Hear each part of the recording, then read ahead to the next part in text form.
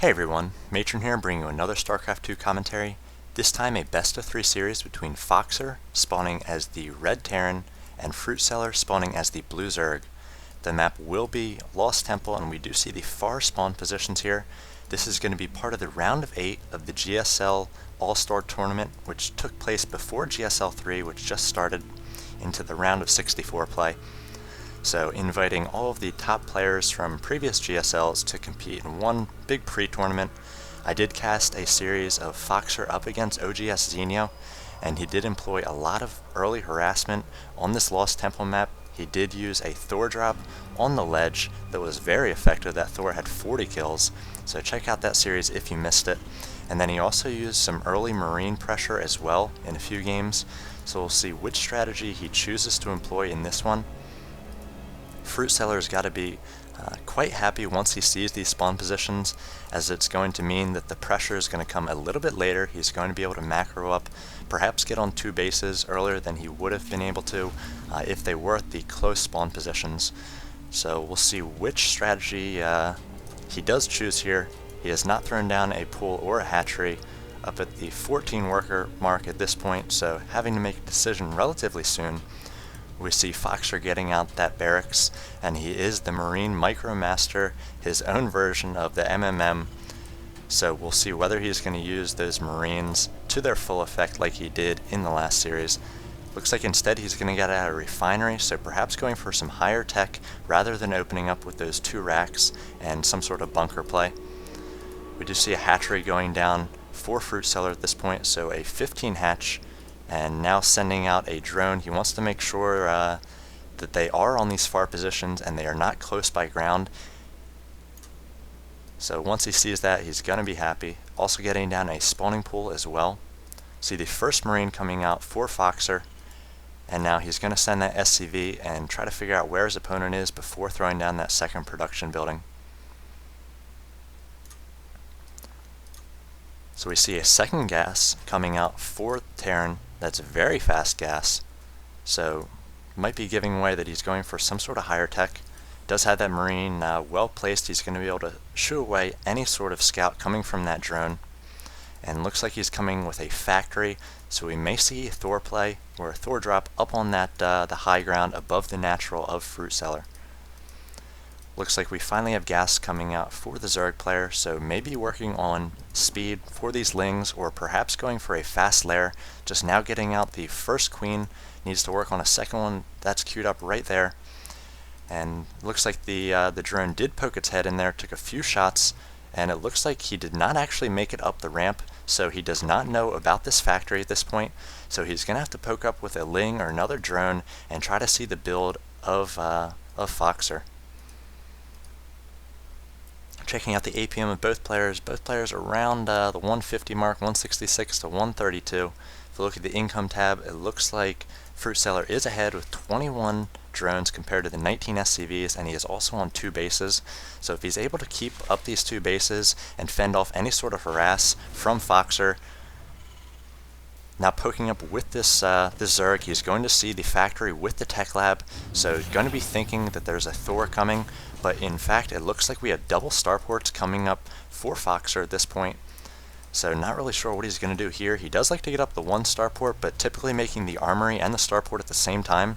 Now throwing down double tech labs on these starports, so we may see 2 Banshees coming out. So may be doing a little bit of a feint here, fake build, putting that tech lab on the factory to make the Zerg player think that that Thor drop is coming.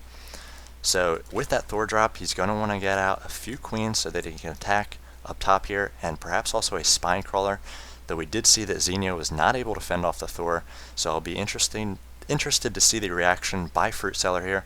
Looks like at the moment he is getting that lair up, so a fast lair and just droning up pretty hard, also working on the metabolic boost, so we'll have Zergling speed shortly.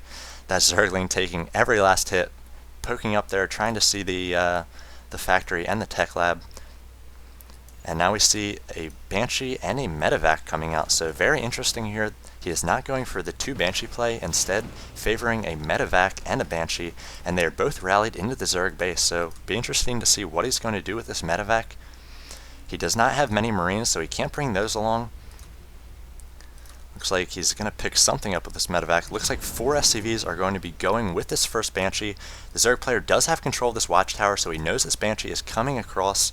And it looks like he is getting up a Spire at the moment, and he has these 3 Queens ready to defend against the Banshee wherever it appears. Looks like he's also getting up an Overseer, so he's going to be prepared for the Cloak as well. So now we have the medevac moving in here. He may be trying to repair the Banshee on the fly with these SCVs. Does have another 2 Banshees coming out as well, so there are about to be 3 Banshees on the field. And the 4 SCVs are going to repair up this 1 Banshee. So no kills so far for that Banshee, and the Spire is about to finish. We also have a Spine Crawler, or excuse me, a Spore Crawler about to finish for the Zerg player in the natural as well. So these Banshees might be a little bit too late here, as there are 3 Queens on the field and the Spore Crawler, as well as a Spire about to pop. So we see the medevac coming, picking up these SCVs. Now going to drop these SCVs in the main of Fruit Cellar. Going to try to repair on the fly these Banshees. Going to do their best. They are repairing all 4 SCVs right now, but it's not going to be enough to keep these up. It looks like we have great transfuses going off on these 3 Queens. The Overseer is in position in case there's any sort of cloak here. Pulling back that Banshee, trying to micro it back away from these Queens. Queens have to move in here and focus it down. They are able to. Now the SCVs are out of position. It looks like they are attacking the Queen rather than repairing. No, it looks like they actually are repairing.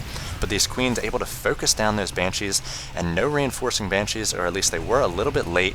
Just a 4th and 5th Banshee coming in here a tad too late. We do see the Mutalisk have popped for Fruit Cellar, and now he is going to counter, and he is going to be able to do a lot of damage here. Not a lot of Marines, just 2 Marines right now for the Terran player. 3 Marines, in fact, on the field, and he's now getting up an Engineering Bay, but it might be a little bit too late. Banshees cannot attack air, and here come these Mutalisks for Fruit Dealer.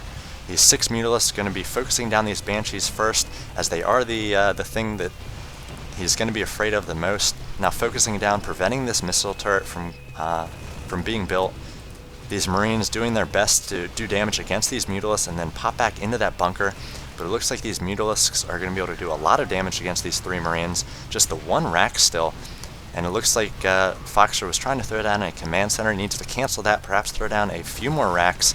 But it looks like there's a Viking coming out for Foxer right now. But I'm not sure that's going to be enough to take on these Mutalisks. Perhaps with the combined effort of the Viking and the Marines, we do see a good use of Contaminate there on the starport, so that's going to prevent the double Vikings from coming out.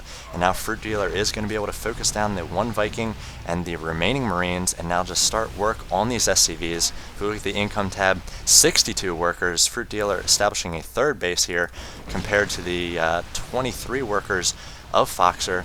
Now going to be trying to take down the last Viking here. Some more Mutalisks coming in and reinforcing. Marines one at a time streaming out of this 1 barracks. But it looks like we had a failed attack with the Banshees there. Very interesting. I've never seen somebody bring SCVs on that Banshee harass. They were able to heal up the Banshees a little bit, but just not very effective in the long run, as those 3 Queens and good positioning, able to hop on those Banshees right quick and take down the first one before much repair could be done to it. And then the 4th and 5th Banshee were just a little bit too slow. I have to believe that those 4th and 5th Banshee had been rallied, perhaps gotten out maybe 15-20 seconds earlier. He might have been able to focus down those Queens, but there were some great transfuse as well. And the game was pretty much over after that failed, and these Mutalisks turned around.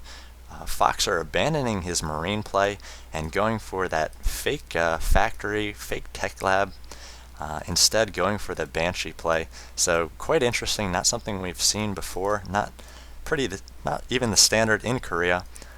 So we will move on to Game 2, where Fruit Cellar will hope to close out the series. Foxer, I have a feeling, is going to go back to more of his bread and butter and hoping to force a Game 3.